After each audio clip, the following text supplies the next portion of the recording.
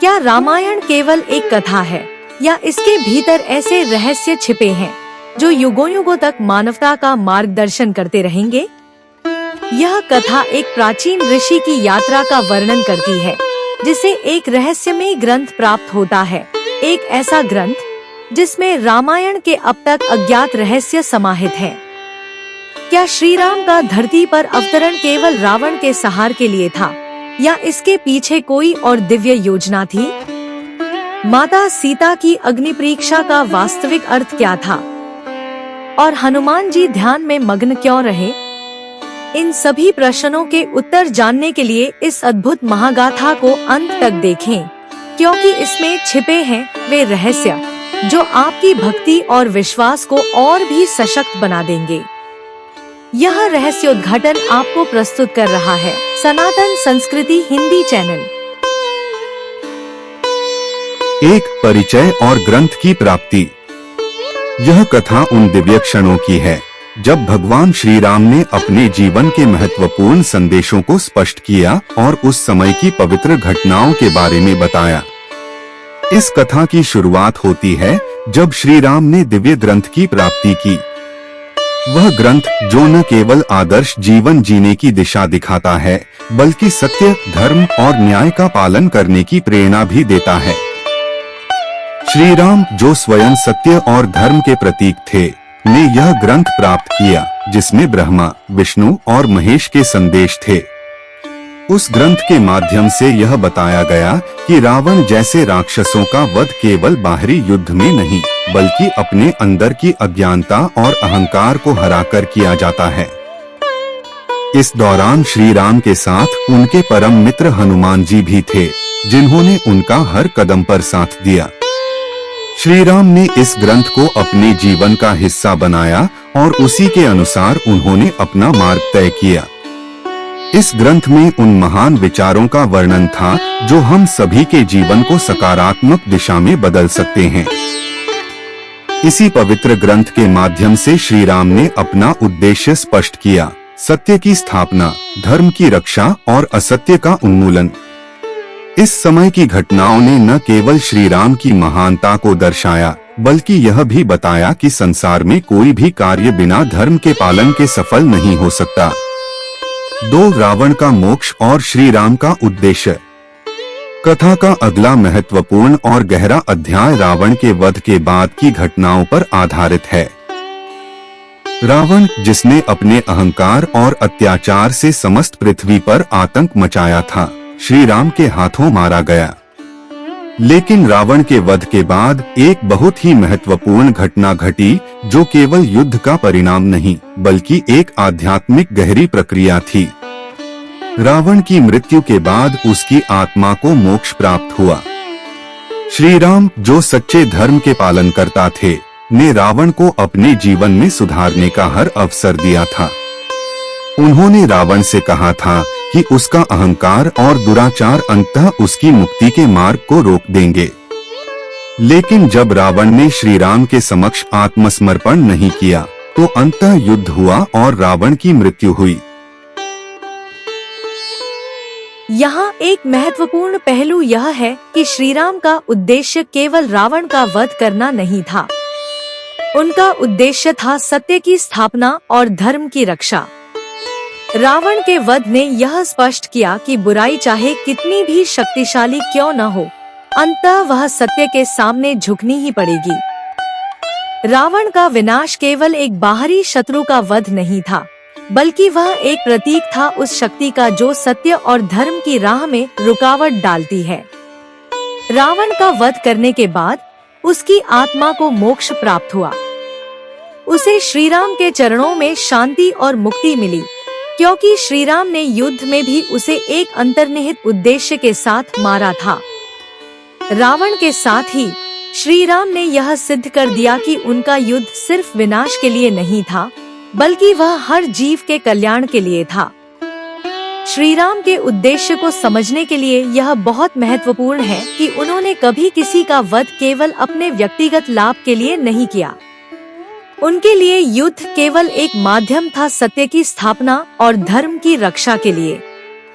उन्होंने युद्ध के हर कदम में यह सुनिश्चित किया कि धर्म का पालन हो और हर व्यक्ति को मुक्ति का मार्ग मिले। रावण का वध इस बात का प्रतीक था कि जब भी समाज में अत्याचार और अधर्म बढ़ता है तो उसे समाप्त करने के लिए एक दिव्य हस्तक्षेप आवश्यक होता है। श्री राम ने इसे अत्यधिक साहस और धैर्य के साथ किया और उनका उद्देश्य यह था कि हर किसी को अपने जीवन का सही मार्ग दिखाया जाए ताकि वे अपने कर्तव्यों का पालन करें और धर्म की राह पर चलें। इस पूरे घटनाक्रम के माध्यम से श्री राम ने यह भी दिखाया कि हर व्यक्ति के अंदर अच्छाई और बुराई दोनों तत्व होते हैं। रावण की तरह हर व्यक्ति को अपनी बुराई से मुक्ति पाकर अपनी आत्मा को शुद्ध करने का अवसर मिलता है। श्री राम का उद्देश्य था केवल बुराई का नाश नहीं, बल्कि हर जीव के कल्याण के लिए मार्गदर्शन देना, ताकि वह सत्य और धर्म की राह पर चल सके।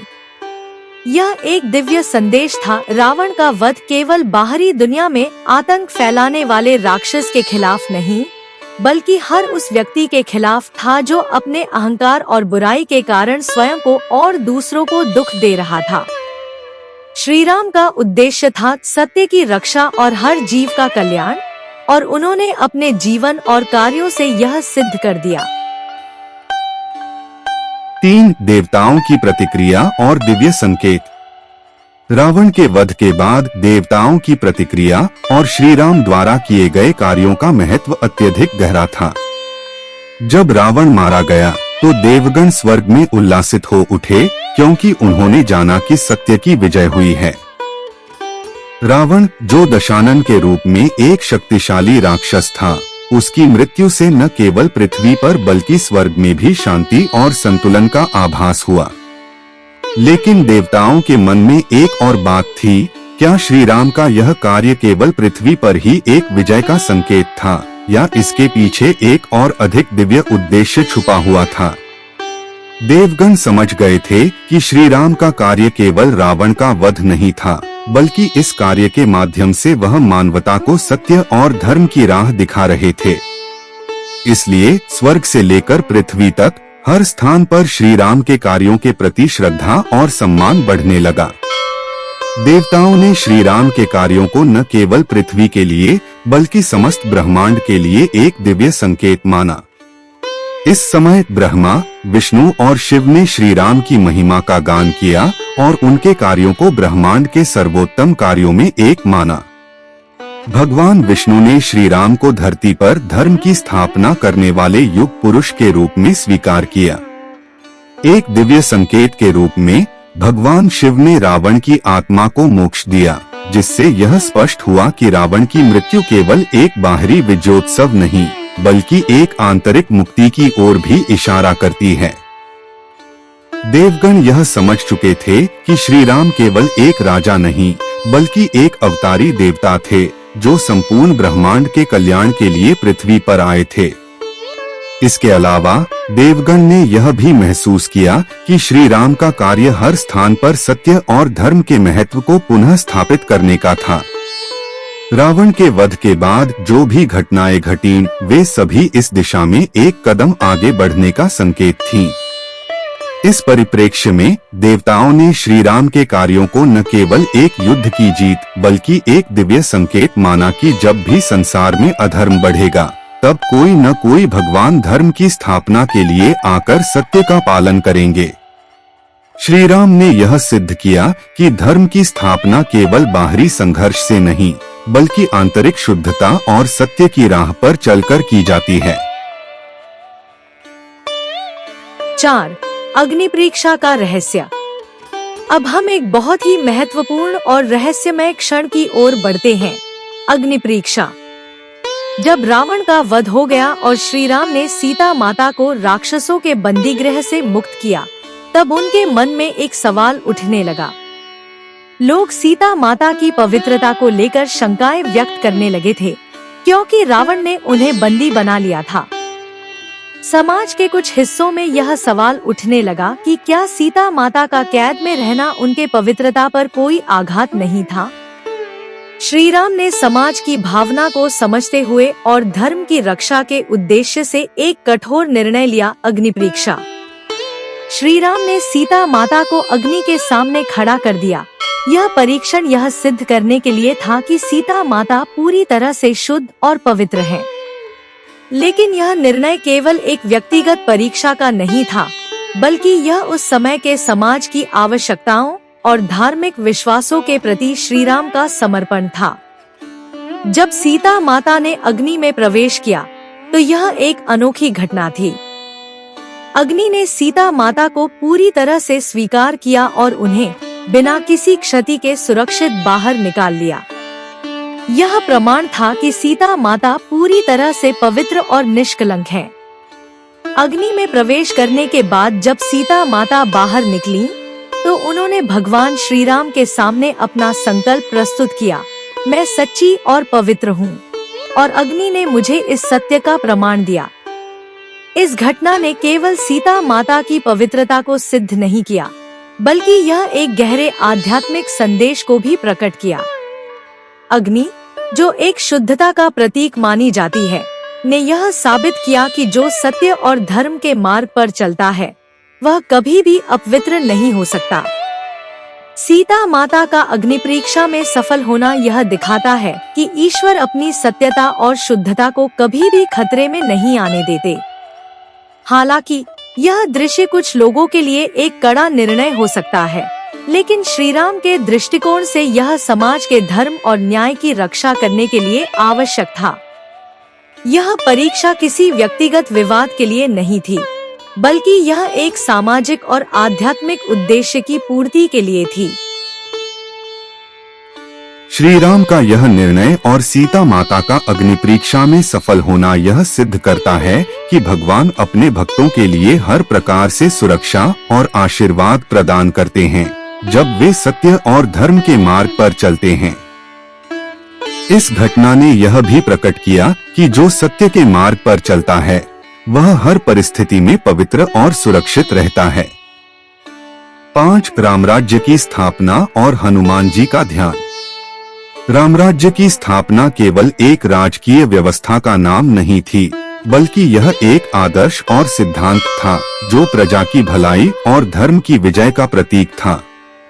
रावण के वध के बाद श्री राम ने अयोध्या लौटने के बाद जो रामराज्य की स्थापना की वह केवल एक भौतिक सत्ता का प्रतीक नहीं, बल्कि उस समय के समाज में नैतिकता, शांति और सत्य का पुनः संस्थापन था। यह राज्य हर नागरिक के लिए आदर्श और समृद्धि का प्रतीक बन गया। जब श्री राम ने अयोध्या में राज्याभिषेक किया तब वहां प्रजा की प्रसन्नता की कोई सीमा नहीं थी। हर एक व्यक्ति के चेहरे पर संतोष और शांति का भाव था। श्री राम का राज्य न केवल उनके परिवार और वानर सेना के लिए बल्कि संपूर्ण अयोध्या की प्रजा के लिए एक दिव्य आशीर्वाद था। लोग यह महसूस कर रहे थे कि वे एक ऐसे राजा के अधीन हैं जो धर्म, न्याय और सत्य के मार्ग पर चलता है। उनके राज्य में न केवल बाहरी शांति थी बल्कि आंतरिक सुख और संतोष भी था। इस अद्भुत कार्य की ओर जब ध्यान जाता है तो हनुमान जी का तपस्वी रूप भी सामने आता है। रामराज्य की स्थापना के समय हनुमान जी अपने ध्यान में मग्न थे। हनुमान जी ने अपनी पूरी ऊर्जा और आत्मा को श्री राम के प्रति अपनी श्रद्धा और भक्ति में समर्पित कर दिया था। वह लगातार श्री राम के ध्यान में लीन रहते थे और उनके हृदय में श्री राम के लिए अपार प्रेम और समर्पण था। हनुमान जी का यह ध्यान केवल एक साधारण ध्यान नहीं था, बल्कि यह एक दिव्य प्रक्रिया थी जो उन्हें श्री राम की दिव्य ऊर्जा से जोड़ती थी। हनुमान जी का ध्यान न केवल उनके व्यक्तिगत जीवन का हिस्सा था, बल्कि यह रामराज्य के स्थापित होने के बाद संपूर्ण वानर सेना और अयोध्या की प्रजा के लिए भी एक प्रेरणा का स्रोत बन गया। हनुमान जी के ध्यान में डूबे रहने से यह सिद्ध होता है कि एक व्यक्ति को हमेशा अपने आत्मा और भगवान से जुड़े रहना चाहिए ताकि वह हर विपत्ति और संघर्ष से पार पा सके। उनका ध्यान यह दर्शाता था कि भक्ति का मार्ग केवल भौतिक कार्यों से नहीं, बल्कि मानसिक और आत्मिक संतुलन से भी जुड़ा होता है। रामराज्य की स्थापना के समय हनुमान जी का ध्यान यह प्रमाण था कि भगवान और भक्त के बीच का रिश्ता केवल बाहरी कार्यों तक सीमित नहीं होता, बल्कि यह आंतरिक शांति और ध्यान के माध्यम से भी प्रगाढ़ होता है। हनुमान जी का ध्यान और उनके द्वारा दिखाया गया समर्पण यह साबित करता है कि भक्ति और प्रेम के मार्ग पर चलकर ही कोई व्यक्ति वास्तविक सुख और संतोष प्राप्त कर सकता है। 6. शबरी का संवाद और ग्रंथ का अंतिम संदेश।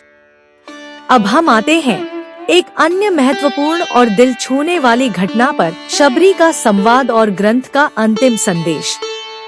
यह वह क्षण था जब श्री राम ने एक साधारण वनवासी महिला शबरी से मुलाकात की, जो अपने जीवन में भक्ति और समर्पण की एक जीवंत मिसाल बन गई। शबरी, जो शूद्र जाति से ताल्लुक रखती थी, ने अपनी पूरी जिंदगी भगवान श्री राम के प्रति अपार श्रद्धा और समर्पण में बिता दी थी। शबरी के पास किसी प्रकार का बाहरी ऐश्वर्य नहीं था, लेकिन उनके हृदय में भगवान के लिए अपार प्रेम था। वह कड़ी तपस्या करती और रोज रोज भगवान के प्रति अपनी श्रद्धा को बढ़ाती थी। शबरी के कुटी में केवल साधारण भोजन और औषधियाँ थी, लेकिन उनका प्रेम और भक्ति अपने आप में अनमोल थी।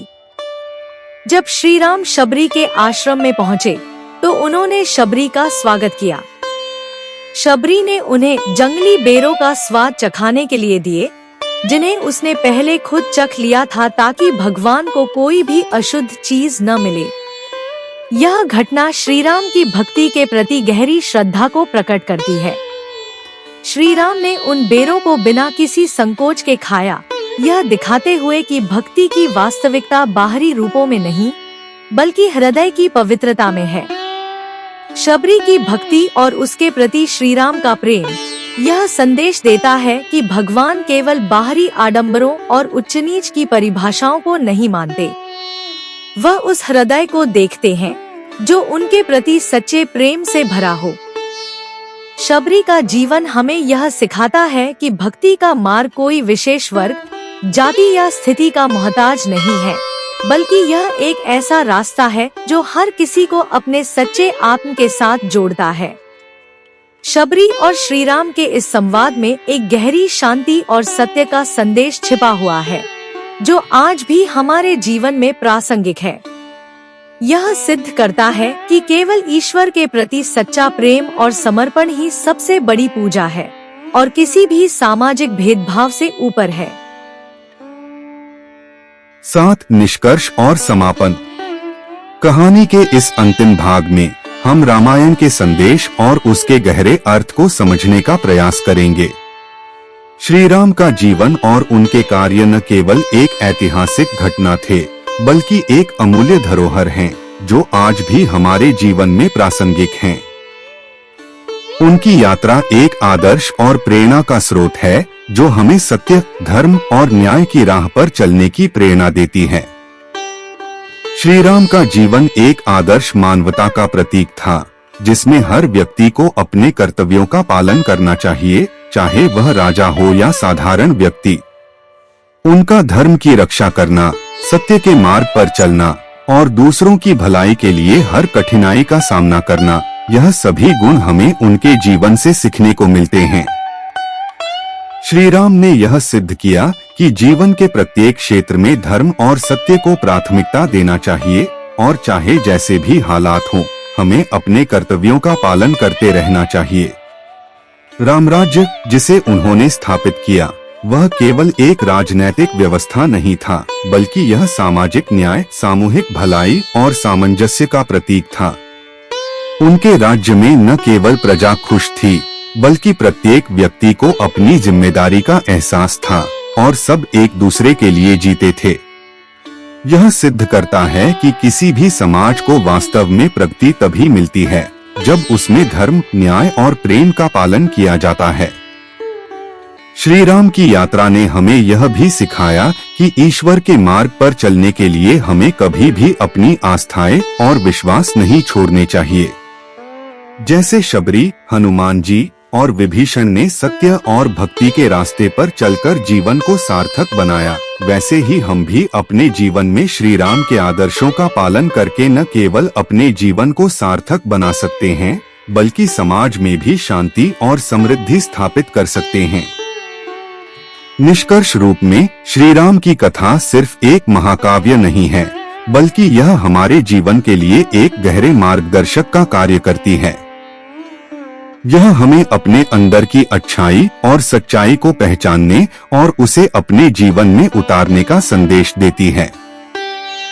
श्री राम के आदर्शों का अनुसरण करके हम अपने जीवन को अधिक समृद्ध, शांति और संतुष्टि से भर सकते हैं।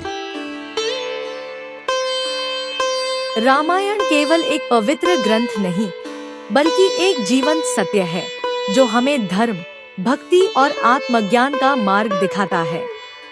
यह कथा हमें बताती है कि केवल बाहरी विजय ही नहीं, बल्कि आत्मिक जागरण ही सच्चा मोक्ष है। अगर यह यात्रा आपको प्रेरणादायक लगी, तो इसे अधिक से अधिक लोगों तक पहुंचाएं, ताकि सनातन संस्कृति की यह दिव्यता हर हृदय में जागृत हो सके। ऐसे ही और दिव्य रहस्यों को जानने और सनातन धर्म की अमूल्य धरोहर से जुड़े रहने के लिए सनातन संस्कृति हिंदी चैनल को अभी सब्सक्राइब करें। जय श्री राम।